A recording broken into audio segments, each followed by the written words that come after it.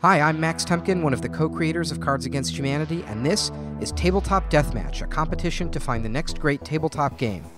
Last year, over 500 people submitted their unpublished games to a panel of expert judges. 16 finalists came to Gen Con to pitch their games in person, and one of those games will win a first printing paid for by Cards Against Humanity and be named the champion of Tabletop Deathmatch. We're Team Weasel, and we're here presenting our game Installation 42, which is a deck building player elimination game. My name's Patrick Murphy. This is Bruce Stringer, Heather Smith, Matt Lattanzi. And Matt and I are from Pennsylvania. Heather and Bruce are from Austin, Texas. All of us started out in Pennsylvania working on a game jam, which is how we got started with the game. And after realizing that we kind of had something real on our hands, we decided to continue developing it. My role with Team Weasel Games and working on this game, Installation 42, has largely been kind of a grounder. My role in Team Weasel Games, it's probably mechanic designer. I do a lot of coming up with ideas for the specific mechanics that we're using. Bruce has been our big idea guy. He's had all sorts of kind of cool ideas and twists that he wants to implement in the game. And as we kind of work on that, it's all about, well, how can we make that work in the game that we're making? I've done a lot of the actually putting together of the game. So where Bruce is an idea person, I always say I'm the execution person. And I've also helped to, design the cards for the prototype.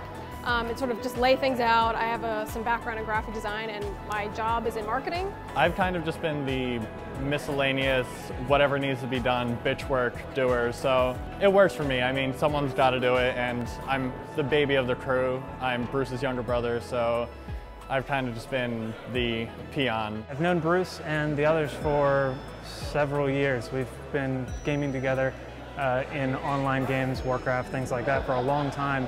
And it was last year that Bruce called me up with this crazy idea to go to a 24-hour game jam. I had no idea what it was, and showed up, and it turned out that we had a pretty awesome game on our hands by the end of that event. Thank you guys so much for coming to tell us about Installation 42. Do you guys want to show us the game a little bit and take us through it? We are Team Weasel Games. I'm Heather, this is Bruce, this is Matt, and this is Patrick. And our game is Installation 42, which is a player elimination deck building game. It is 1,000 years in the future, and Earth is no longer habitable. So its remaining citizens have boarded installations, which are city-like structures out in the galaxy in search of a new home. There are many installations, and this game is the story of just one of them. And on Installation 42, 5 distinct factions have emerged, which are vying for control of the city. And the object is to eliminate your foes and take control of Installation 42. Like Heather mentioned, it is a standard deck building game, so you're going to have some mechanics that you're used to. You have a deck of cards, you draw cards, you play abilities out of your hand, you discard, and you keep building your deck over a period of time.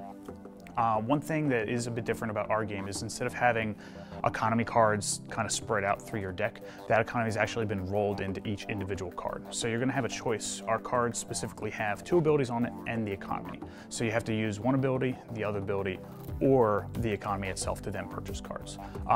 One thing that we wanted to do with the abilities that's a little different than other deck building games is we wanted to make this game very interactive. So there's attacks where you're attacking multiple people, there's ways to mitigate damage, send damage around the table. Typically in a deck building game, you're just going to go ahead and make your purchases and start building your deck. In this one, however, instead of having 25 cards at your beck and call to be purchased, instead each faction has control of a specific sector of the installation, which means that they have access to cards only in a specific row and column based upon the starting positions of the grid.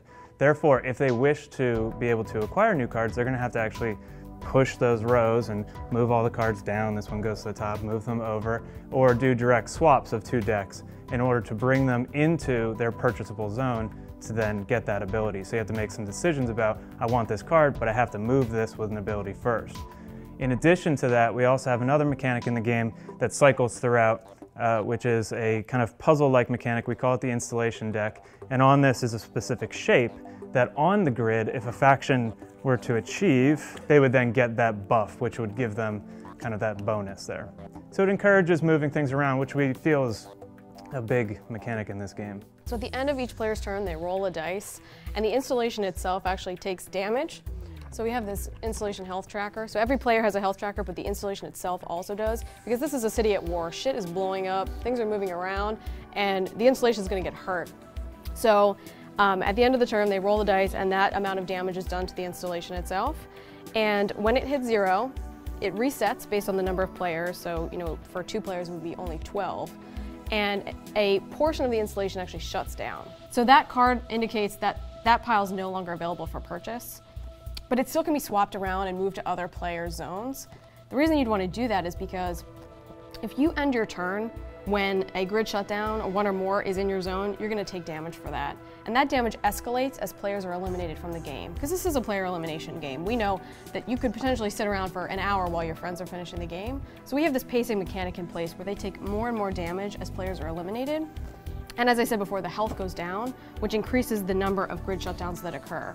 So this is one way, or 2 ways actually, that we use to pace the game so it ends in an appropriate amount of time once the first player is eliminated.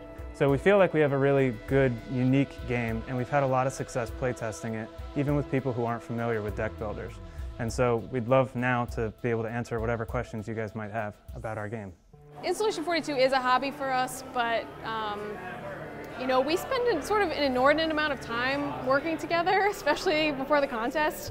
Our prototype is more or less, it's pretty close to complete. Mechanics-wise, everything's in place that we want. At this point, we're really just finishing up a couple things with pacing to get it to finish it exactly when we want it to finish, and a couple of the cards, just some basic numbers balancing on them. But other than that, it's pretty much ready to go. Thank you guys so much for coming to show us Installation 42. I'm definitely very excited to sort of see more about the mechanic of how the cards shift and move in the grid. Patrick, do you want to come up and kind of show us how this stuff all moves through the game? So there's 2 main ways in which players will actually move the cards on the grid, one of which we call pushes, and that's where a player would select a column or a row that they're going to move to the right or left or up and down.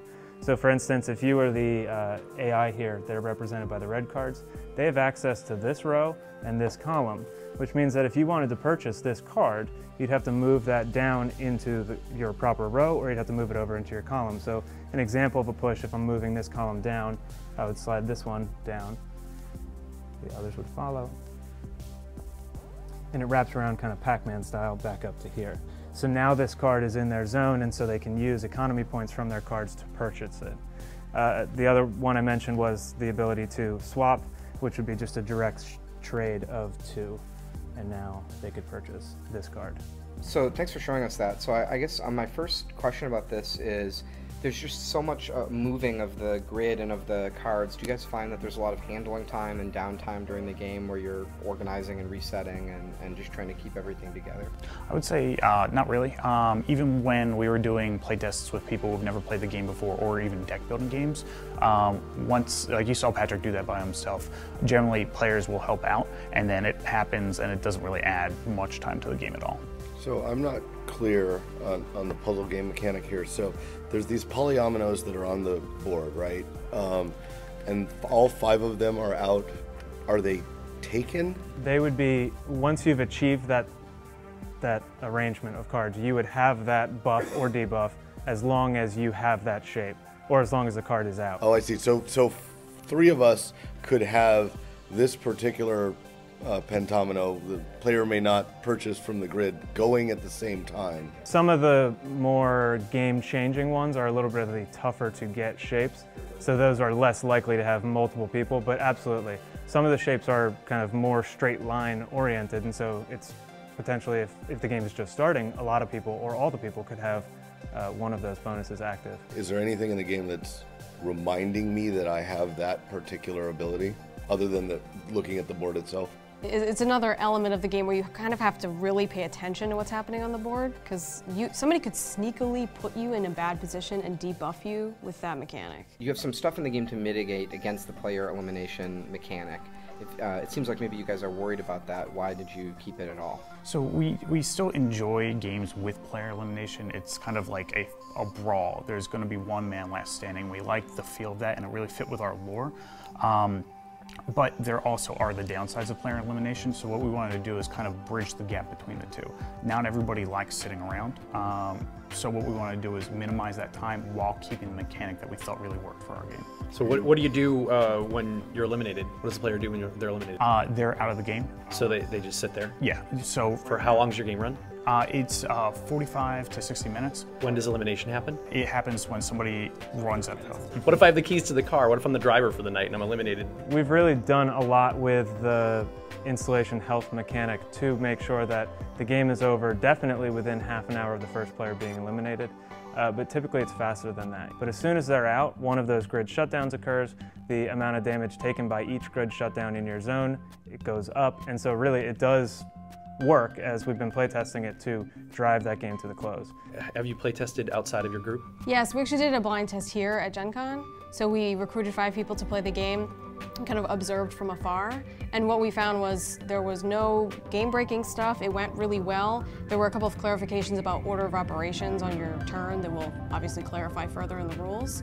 But the game went really well and the feedback was great. People had a good time, as we've seen in all of our playtests. And then on top of that, we have released the print and play online, and we've had a number of people that we have no idea who they are download the game, print it, try it out, and got some feedback. I noticed that you use the same art on all the cards, and I'm sort of sitting a little far away, and so I did not realize those were different cards at first, right?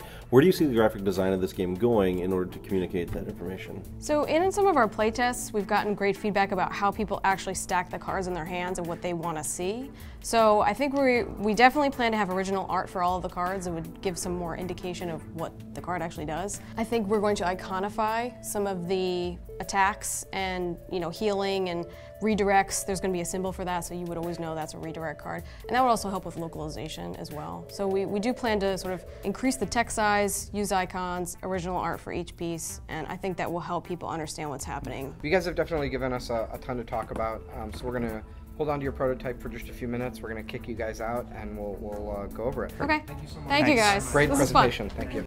What I personally enjoy the most about Installation 42 is the level of interaction between the players. Deck building games can sort of devolve into multiplayer solitaire, and that's not a bad thing. It's just we wanted to create a game that had stronger interaction between the players, so nobody's just sitting around twiddling their thumbs while it's someone else's turn. When we first made the game, we wanted to make something that would be fun to play, something that we would enjoy and other people would enjoy, and that was honestly just that was the main influence on the game, I think. All right, judges, why don't you come up and take a look at this prototype. So thoughts? I mean, I think there's definitely a lot of original ideas here. I think maybe I'm having trouble seeing how all the different mechanics come together. There's original ideas in the sense that this is the first time, for example, I've seen Stay Alive in a card game. It's the first time I've seen the polyomino mechanic in reading a card grid. That's kind of nice. I don't know how that goes. I really liked their, you throw an attack in there and who it hits depends on the things that they control in the region. Right. I mean, there's a lot of wow, that's really clever. I don't know how it completely plays out, but it's certainly worth paying attention to. Yeah, the grid is I haven't ever seen anything like that. I think my concern, and I brought it up to them, is that someone who likes playing a lot of tile games like Carcassonne and stuff, every game will happen once that someone knocks their elbow into the table and it just ruins the game. Yeah. And I can just see spending a huge amount of time keeping these things neat and organizing them. Does anyone believe this has a 45-minute playtime? Because I don't. with those cards to watch, 2 abilities per card, I was like, no. And does anybody believe that having 30 minutes from the first player elimination, that's okay? But it's nice that they thought about it and that the game accelerates as people get knocked out. Right? So another thing, I wish I had asked them about this, but this is all the cards in the game. Are you building a player deck out of these? You're purchasing. When you use your actions to purchase, you take from what you can reach. It just doesn't seem, for the number of players in the game, it doesn't look like there's enough cards on the table for everyone to have a deck with a lot of strategic. That's a good point, but it might, and that might be a flaw, but it also might be, but it shuts down places faster, which does speed up the game. Maybe that's why they have a 45-minute playtime, is because things just start getting shut down really fast as you buy them. Well, let me tell you the reason why this does not have a 40 or 60-minute playtime is because of this mechanic right here, and then trying to remember it, and then let's backtrack. Oh wait, you had this. You're in this formation. You had this penalty, so you couldn't have done that or whatever. You gotta have something in No. the game. But only if you backtrack. There's got to be something. No, in the I mean, game that Sure. lets No, you- you're like right. imagine. Oh God, I'm redesigning the game. No, don't. Imagine that there was a stack of cards. Each of these was a stack, right? And when you got your polyomino that was this thing, you took a card, right? So then I would remember that point. And right? if we're now that we're in the realm of like what we can imagine it could be, like honestly, I'm picturing this as like an iPad game where if you get the Pentomino, it lights up. Right, Yeah. right, Yeah. and the stay alive thing happens for you. Yeah, and right. then and then you're not spending half the game sorting cards into little piles and shuffling. Yeah, no, I was thinking that too. All the fiddliness disappears at that point. While these mechanics sound like 4 different games, then there's a comma, and I don't really want to read the rest of it. This thing is a lot of stuff. I mean, it's like, what? Yeah, your hit points, that hits points. Yeah, I mean, it's When like to flip cards over. So There's I a guess ton. I guess we have a lot of different threads here, and we got to wrap up the discussion. But I think we have to ask for the purposes of deathmatch, because I think this is, we're all bringing our imaginations to it of what it could be and what could go wrong and what could go right with it. Is it ready to go right now? No, could it absolutely be published? no. But here's the one thing. Unlike I think every other game we've seen, I know this game's going to be on the shelf. Yeah. Like I'm looking at it and I'm thinking they are on a track that we will see this at Gen Con, whether it's our game or not. They're the first people to tell us they've posted their game as free to play, and That's they've right. gotten feedback online. Yeah. That is so smart. Yeah. All right, we got to move on to the next game. So being a part of the Cards Against Humanity Tabletop Deathmatch means, a lot to us because we put so much work into the game over the past year. But I think it's also been a catalyst for us to really sort of finish off the game. We had great mechanics in place, but it needed some balancing, and it needed some tweaks here and there, and this was really a driving factor for us to just sort of finish the game. And I think win or lose, we're going to pursue this no matter what we have to do to make sure that we, get the game out to people. It's really important to us that they have a chance to play it and have fun with something that, we've had a ton of fun creating. And so it's just important to us to just get it out, whatever we have to do to do that.